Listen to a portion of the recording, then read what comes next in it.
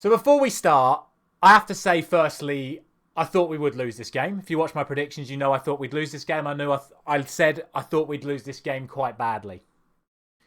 And there are some things that can be excused from that performance. Obviously, the sheer number of injuries, which we will get to, and only some, questionable refereeing decisions that could have had an influence on that game. What I can't excuse is a lack of effort, a lack of desire, lack of running, lack of care, lack of body language, and just all-round lack of passion for the football club shown by the Manchester United players tonight. And it got to the state where it was so bad that the fans in the stadium gave up. It should never get to that point. Normally when a team has a bad performance, you see the fans start lambasting, throwing their arms up, getting a bit angry at the players for not performing well. It got to the point tonight where the fans in the Manchester United end of Selhurst Park gave up. The fans gave up because of how early the players gave up. That is inexcusable. Absolutely, categorically inexcusable. There are players on that football pitch tonight that should not play for Manchester United again.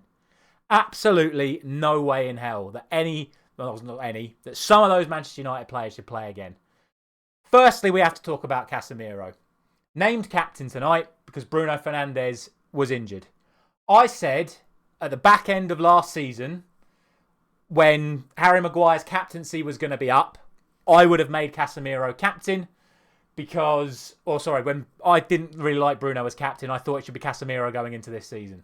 Because he has the experience, he has the know-how, he has the calmness, he has the control, everything that you would expect from a leader. Tonight he showed everything a leader should not be.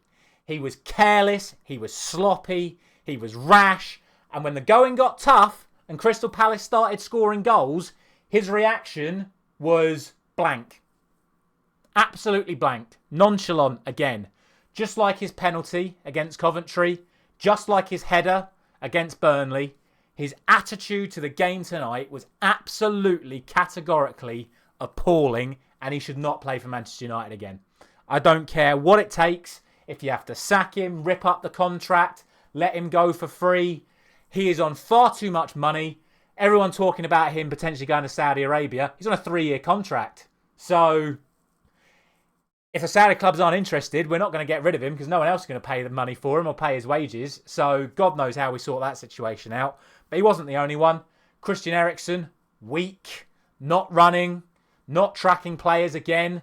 His passing wasn't even good tonight. The one thing you expect from Christian Eriksen is when he's on the ball, he's calm, he's composed, he plays passes.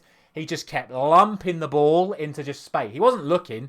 He was just hoofing it into spaces, hoping in that Anthony Garnacho and Højlund would make the runs for him. But absolutely hopeless. He has to take the blame for the first goal, or partially the blame for the first goal, because he's weak on Elise. He just lets Elise roll him. Then Casemiro comes flying out, dives in. Mainu doesn't make enough effort to get back. People question whether Johnny Evans or Dalot should close him down for the shot. What are they supposed to do? Evans is pinned by Mateta. Dalot is pinned by Eze. So if any of them go to Elise would have just passed it to them and they would have scored anyway. The fault of that first goal was the midfield. But just all round, that midfield performance. Again, even Kobbie Mainoo was susceptible tonight.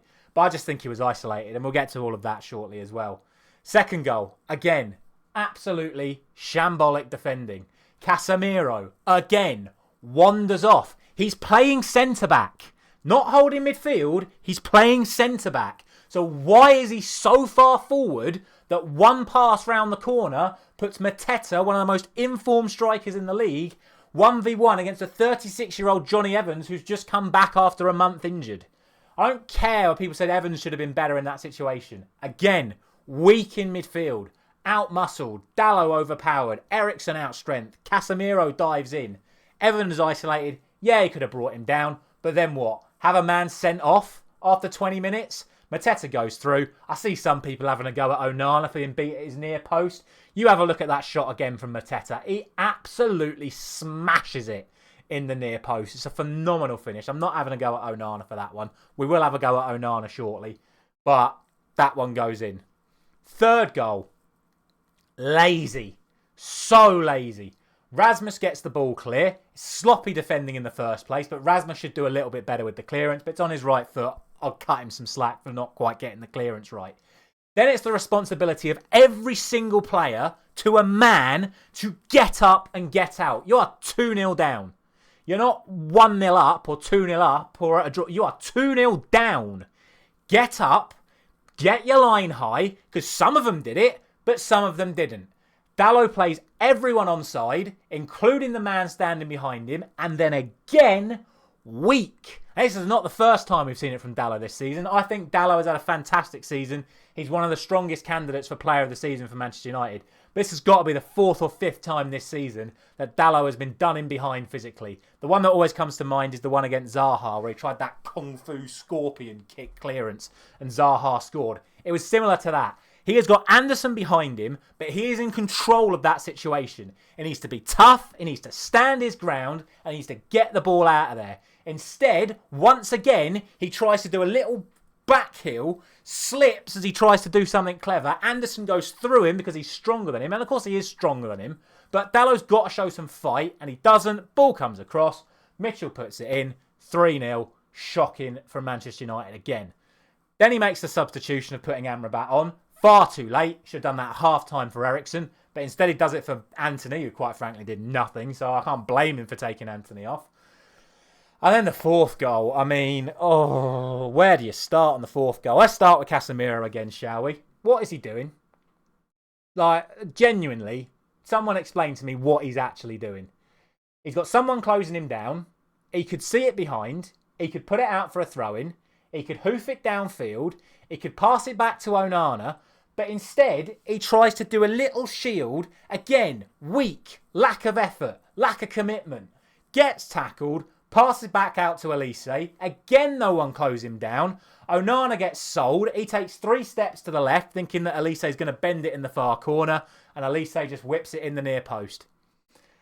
At the end of the day, if Elise puts that in the opposite top corner, you say, fair play, Elise. What a goal. For Onana to go wandering off to that back post like he's playing FIFA, doing goalkeeper movement, at an actual real-life professional level, I can't get on board with that. You have to make it as hard as possible for your opposition to score. Yes, Elise is capable of putting that ball in that opposite top-hand corner. But to leave your near post vulnerable is absolutely unforgivable as a goalkeeper. So I have to pin Onana on that one as much as Casemiro, because that's simply not good enough. And ultimately, those are the 4 goals we concede. I'm 8 minutes in. I've only talked about the goals and the lack of commitment. Then you got to talk about the overall style of play, of which there was absolutely none. There was no cohesion, no team chemistry, no team play whatsoever. The forwards were being selfish again. The midfield's passing was horrendous. The defensive passing was just non-existent. There was just no structure. And anyone who tells me that Bruno Fernandes needs to be dropped is absolutely mad. Absolutely mad. I have called for Bruno Fernandes to be stripped of the captaincy. I have called for Bruno Fernandes to be given a rest. I now see why Bruno Fernandes doesn't get rested.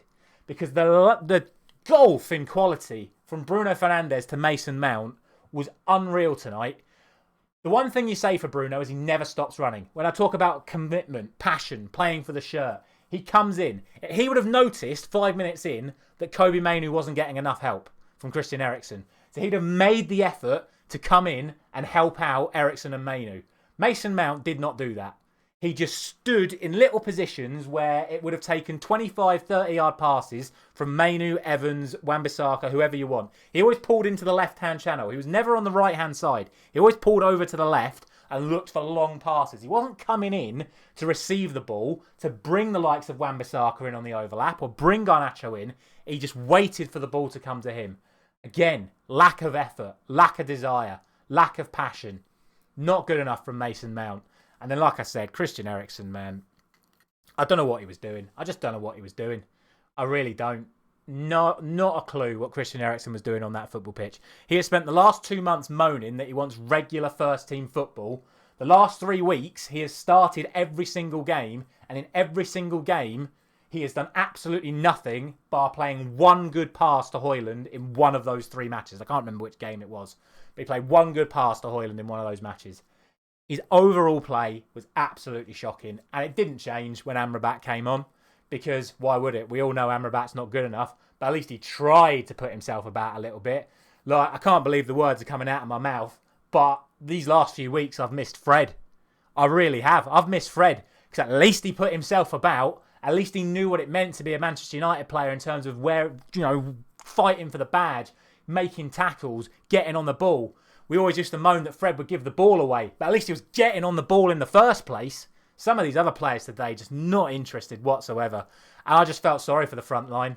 Anthony, Garnacho, Rasmus, any of them barely got touches today. The few ones they had, yeah, they probably could have done better with them, especially Anthony. He gave it away more than the other 2. But when you're that starved of service, what do you expect when they actually get it? Yeah.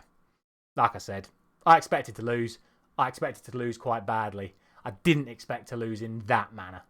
So, I guess we should talk about the controversial decisions. Feel free to sign off here because that's the end of the rant. We'll talk about the slightly controversial decisions. Do I think Rasmus Højlund fouled Dean Henderson? No, I don't. In terms of what I think the rules should be, I think it's a 50-50 challenge. Højlund gets above Henderson. Neither player gets the ball. The ball goes in the net. It should be 1-1. Under the laws of the game, if the goalkeeper leaves the floor and there is contact with an opposition player, it is supposed to be a free kick.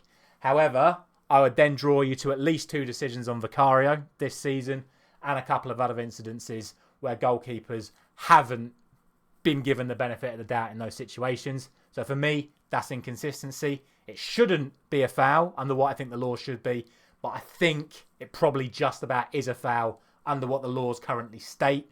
So I can't complain too much about that decision. But if that stands, it's 1-1, and who knows, maybe you see a slightly different Manchester United. And then why Joachim Andersen didn't send off for bringing down Rasmus Højlund, I don't know. Rasmus is clean through on goal. Andersen takes him away from behind, doesn't play the ball. Højlund's clean through. It's a red card. I'm not saying we then come back from that position, but we concede 30 seconds later. So Palace could have been down to 10 men, or Rasmus could have scored, and at least again we could have had some bit of a fight from that position, but instead nothing happens. Palace score again, and the night just gets even worse. Our next 2 games are Arsenal and Newcastle. If you thought tonight was bad, it's only going to get worse. If Bruno's not fit for Arsenal at the weekend, it's going to be at least 5. It is going to be at least 5. They are going to rip us to absolute shreds. If we haven't got another centre-back to play alongside Johnny Evans, we are screwed. We are absolutely screwed. I don't think Johnny Evans could have done much more tonight. I really don't. I don't think he could have done much more. He was up against a really physical striker in Mateta. He did well. He got isolated on the goal Mateta scored. Other than that, he did all right. Casemiro was a joke, and he let Johnny Evans down. If we haven't got anyone to play alongside Johnny Evans against Arsenal, and it's Evans and Casemiro again, we are going to get murdered, even if Bruno's back. And then we got Newcastle, and people talking about where we're going to be finishing. I think we're going to be lucky to get 8th. And whether or not that's a good thing, finishing outside of Europe in terms of next season, I don't know.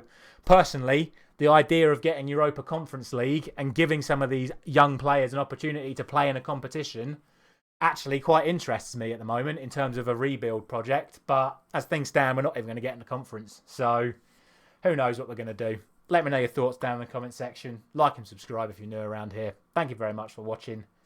And yeah, bring on Arsenal, I guess.